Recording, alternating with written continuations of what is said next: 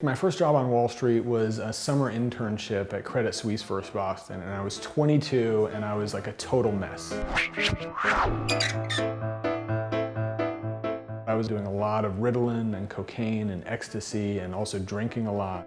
I ended up getting sober from drugs and alcohol and calling this counselor who started kind of working with me on this spiritual path. I started on Wall Street and my first bonus was $40,000 and I was so excited. I mean, can you imagine, like, for the first time getting this check that all of a sudden it means that I'm not living paycheck to paycheck, and I just felt like okay for the first time in my life. I had this super cool life and I was kind of making more and more money and rising up the ranks.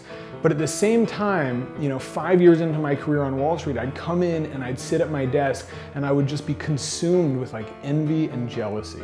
And I would look at these guys around me that made so much more money than I did. And even though all of a sudden I was making, $500,000 or $1 million that year, I'd look at the guys that were making 2 million or 10 million and I'd just like burn with envy. I want a party at 2.